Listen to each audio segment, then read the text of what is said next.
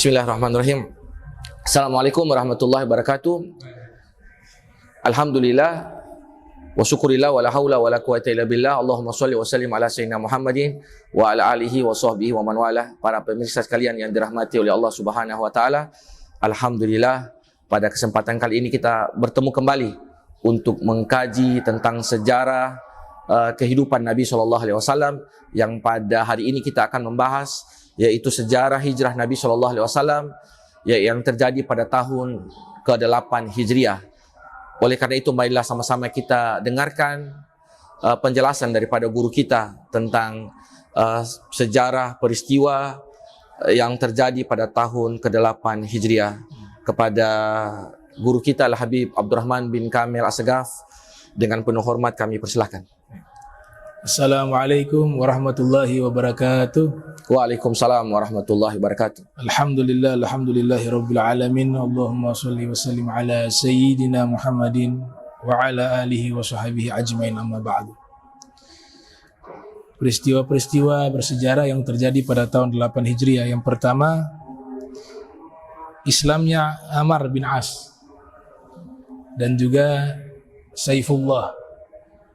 Saifullah al-Maslul, ya, julukan dari Nabi, pedang Allah yang terhunus, yaitu Khalid ibn al-Walid. Nah, mereka menyatakan keislaman kepada Rasul pada tahun 8 Hijriah. Kemudian di tahun 8 Hijriah juga wafat Zainab binti Rasulillah, putri tercinta Nabi, bernama Sayyidah Zainab binti Rasulillah. Dan peristiwa bersejarah yang terjadi pada tahun 8 Hijriah, terjadinya Ghazwatul Mu'tah, perang Mu'tah antara kaum muslimin dengan bangsa Romawi di wilayah Jordania, ya, sebagaimana yang dijelaskan oleh Syekh Yaqut Al-Hamawi dalam kitab Mu'jamul Buldan. Dan ini peperangan yang tercatat dengan tinta emas di dalam sejarah, karena kaum muslimin dengan kekuatan iman, jumlah mereka hanya 3.000 menghadapi bangsa Romawi yang jumlahnya sekitar 200.000. Dan alhamdulillah kemenangan, mayoritas ulama ahli sejarah menyatakan kemenangan di tangan umat Islam pada peperangan tersebut. Di sini saya sudah mengambil referensi dari beberapa kitab sejarah, di antaranya Tarikh Al-Islam yang ditulis oleh Imam Az-Zahabi, juga As-Sirah Nabawiyah di Ibn Kathir, dan juga kitab Al-Muntazam Ibnu Zawzi Al-Baghdadi yang lahir tahun 510 wafat 597, dan kitab Tarikhul Umam wal Muluk karya At-Tabari yang lahir tahun 224 wafat 310 Hijriah. Kesimpulannya bahwa kaum muslimin di Ghazwatul Mu'tah itu terbunuh hanya 12 orang. Nah, ini yang luar biasa. Yang menakjubkan adalah bangsa Romawi dalam perang tersebut terbunuh sekitar 20.000 orang. Ya, luar biasa. Jadi dari sini kita lihat peperangan mereka ini perang yang suci, sehingga ditolong oleh Allah lewat para malaikat. Ya. Walaupun secara nas yang disebut perang Badar dan Hunain, ya. Tapi sebagian tokoh sufi meyakini juga Ghazwatul Mu'tah itu juga ditolong oleh Allah lewat malaikat. Ya, karena jumlah yang sangat jauh, 3.000 menghadapi 200.000, dan terbunuh 20.000 orang dari pihak Romawi. 3 sahabat diwasiatkan oleh Nabi menjadi pemimpin. Yang pertama Zaid bin Harithah. Jadi Nabi sudah memberikan kode, ya, dan belum pernah dalam satu tugas peperangan Nabi menyebutkan langsung 3 perwakilan dalam satu peperangan dari pimpinan pasukan. Itu belum pernah terjadi. Terjadi hanya di Ghazwatul Mu'tah.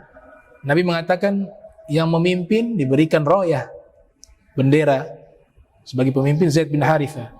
Kalau Zaid bin Harithah terbunuh, maka diganti oleh Sayyiduna Ja'far ibn Abi Thalib. Apabila Sayyidina Ja'far terbunuh, diganti oleh Abdullah ibn Rawaha. Ternyata singkat dari hikayat, terjadi peperangan, Zaid bin Harithah terbunuh. Kepemimpinan diambil oleh Sayyidina Ja'far Sayyidina Ja'far juga terbunuh dengan terpotong kedua tangannya hanya untuk menjaga bendera yang ada tulisan Allah dan lafaz nama Nabi Muhammad di situ tidak mau terjatuh di tanah. Beliau mengambil dengan tangannya dipotong putus, tangan kiri juga terpotong putus, beliau berusaha memegang dengan lengannya. Dan Ibnu Umar mengatakan luka yang ada di tubuhnya Sayyidina Ja'far dihitung ada 90 tusukan, seluruhnya di bagian depan. Dalam keadaan sekarat, sahabat memeriksa apakah ada yang masih hidup. Dari kalangan kaum muslimin ditemukan Sayyidina Ja'far masih hidup, tapi dalam keadaan kritis. Diambil air kemudian diberikan kepada Sayyidina Ja'far, mengatakan, "Inni shaim." Jangan, saya lagi berpuasa.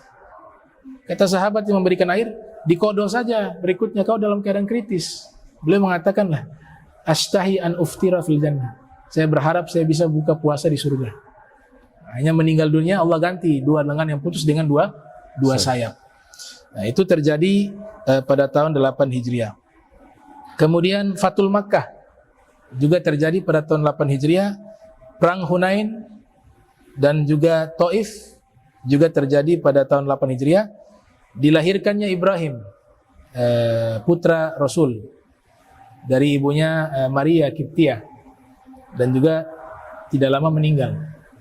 Kemudian Islamnya Abbas ibn Abdul Muttalib secara terang-terangan, dan Abu Sofyan Islam pada tahun 8 Hijriah, dan Abdullah bin Umayyah dan Abu Quhafa, ayahanda dari Sayyidina Abu Bakar, juga menyatakan keislaman pada tahun 8 Hijriah.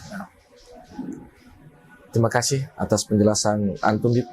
Mungkin pada kesempatan kali ini saya ingin tanyakan tentang salah seorang panglima perang yang sangat luar biasa, yaitu Khalid bin Walid, yang mana di setiap pertempuran beliau selalu tidak pernah kalah. Apa sih yang menjadi penyebab sehingga beliau itu bisa menjadi seorang panglima perang yang begitu tangguh? Kami pernah membaca satu buku ulama Turki yang menulis, berjudul Manaqib Khalid ibn Walid. Jadi Al-Walid ibn Mughirah, ayahanda daripada Khalid ibn Walid, adalah seorang yang saudagar kaya raya.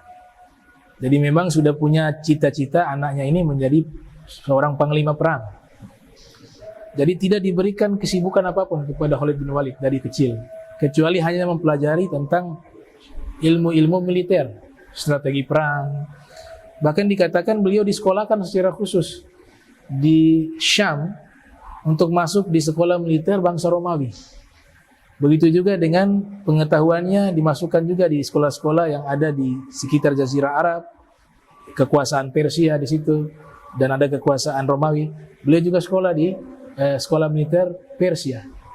Jadi memang ini secara akademisi memang sekolah militer. Sehingga dia memang pandai di dalam strategi perang juga, di dalam memainkan beberapa alat perang di zaman itu, pedang, tombak, panah. Jadi memang sudah disiapkan sebagai seorang panglima yang berpendidikan. Terima kasih atas penjelasan antum. Para jamaah sekalian, para pemirsa yang dirahmati oleh Allah Subhanahu wa taala, kesimpulan yang bisa kita ambil sebagaimana sosok seorang panglima perang yang selalu sukses di dalam pertempuran beliau, yaitu Khalid bin Walid.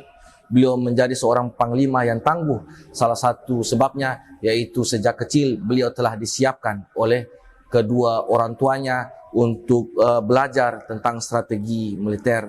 Oleh karena itu kita sebagai seorang manusia, kita sebagai seorang penuntut ilmu yang memiliki cita-cita, tidak ada sesuatu yang tidak mungkin.